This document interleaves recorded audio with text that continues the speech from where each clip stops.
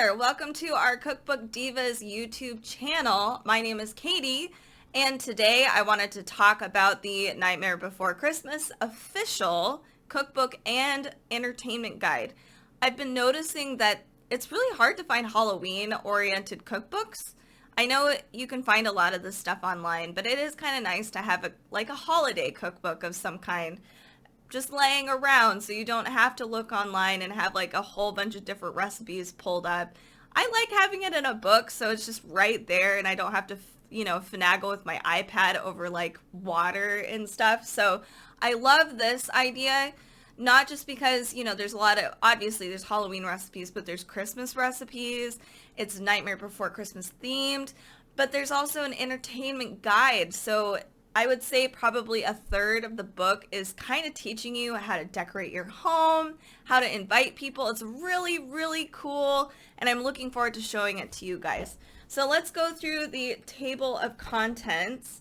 We have, here we go, an introduction, which is nice, kind of how to use the book. I know it's really hard to see, so I'm going to try to read it for you as well as I can. We start off with recipes, so that's kind of your first, or it's your 2/3 of the book is about recipes. So that includes snacks, starters and sides, entrees, desserts, drinks. There's even a measurement conversion chart, which is very nice. Then we move on to parties. So there's different themes for the parties. So we start off with, this is a Halloween party. Then we move on to the Nightmare Before Christmas party. Next is birthday party. And then finally, which I'm really curious about it. I don't understand. It's Zero the Dog Summer Barbecue Party. I think they're trying to help us be able to use this whole cookbook all year round but I don't know if it's bad, a barbecue zero party. So let's move on. So we'll start off with some recipes here. We go into snacks in the beginning, and as a lot of you know from some of my previous cookbook videos, I really like it when you start off with, here's your snack page, the beginning of snacks, and then it lists off all of the recipes you're going to find in this section. It just makes it a lot easier for me to plan things. I can imagine everything kind of laid out on my table if I want to plan a party and stuff like that, so I really appreciate that. As you can see, it's very cute. So let's move on. We've got, those are the Mare Chocolate Pretzel Spider Webs, in case you wanted to know. Let's see. We have Oogie Boogie Guacamole with Ghost and Christmas Tree Chips. This looks like something you can use for both Christmas and Halloween if you really wanted to. And again, I'm assuming that if you're doing a Christmas Nightmare Before Christmas party, it's going to be a little darker, and that's fine, to each their own.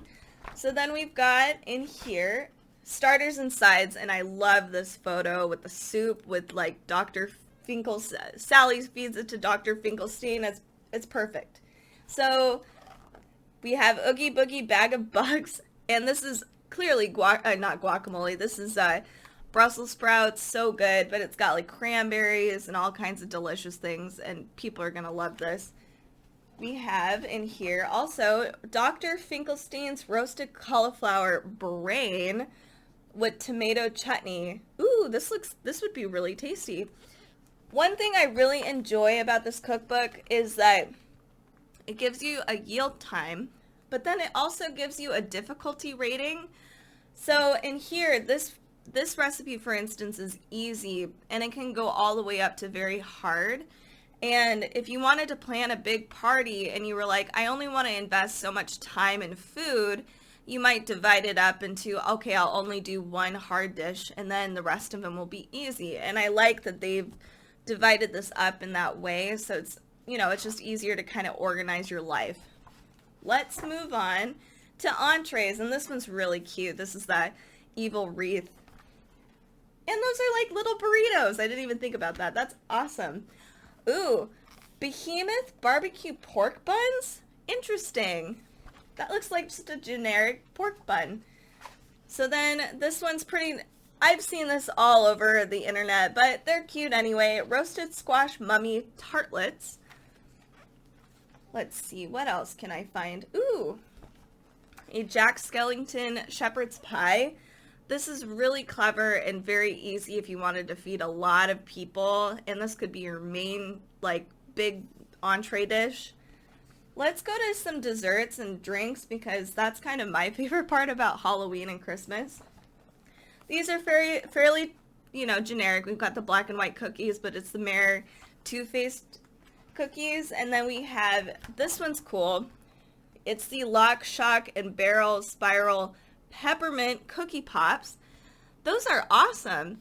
I wonder how they're able to do that, the different layers. They look so crisp.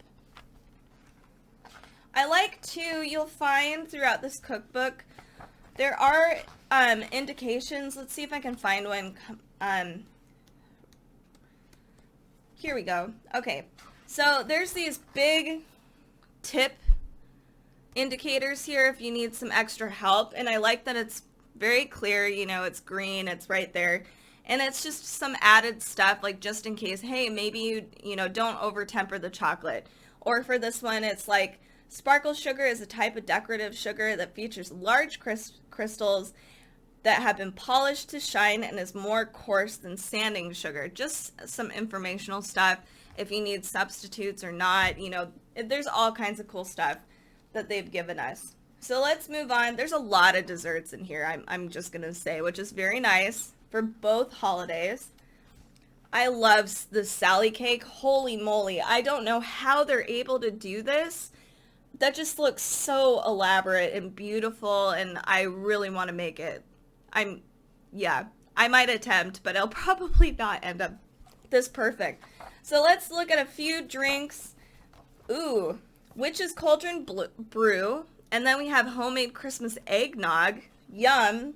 This will be great for Christmas, for sure. And the other one would be perfect for Halloween. Ooh, Halloween Town Band Zombie Mocktail. Yum. And Frog's Breath Floats. That's really cute. So there's a lot of really awesome recipes throughout this book that'll be very helpful. So I wanted to kind of briefly look at the different party themes because I just think it's really fun and it's definitely a big part of the cookbook. So like I said, this part's all recipes and this part's all the party themes. So let's look at some of the themes and what they provide.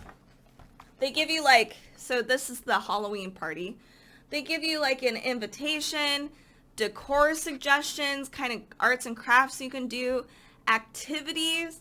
There's so many things, and even a menu at the very end. So if you're just kind of like, I don't want to plan any more things, you get a menu. That's really nice.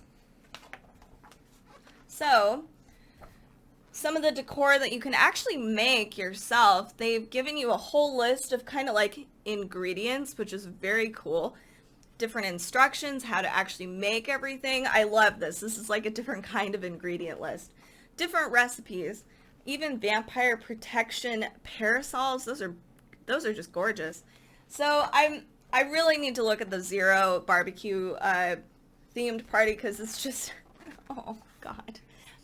I wonder if this is for your actual dog. I love that they got like a really cute fluffy white dog. So you've got like a different invitation. There is this scene with the ghost and then Zero's graveyard doghouse. This is just so cute. And then one thing, oh my goodness, this is actually very cool. So those holiday tree portals, I would love to have this just all year round. I'm not gonna lie. This is a cool just decoration option. So this is just a really fun, awesome cookbook that, I mean, they're trying to have it so that you can use it all year round, but this is great. I would say for Halloween, this is an excellent cookbook. I haven't seen a lot. I have a couple other cookbooks I want to show you guys that are Halloween themed, so look forward to that. Make sure before you leave to subscribe and to review this video. We want to know what cookbooks you like, what ones you don't like, and see how we're doing. If you want to join the conversation, come join us on Facebook, Pinterest, and Instagram for more cookbook content. We also do a blog at cookbookdivas.com. We also try to do a podcast every Friday. Those are our cookbook weekly roundups, so come join us for that as well. Thank you guys so much for listening and have a wonderful week.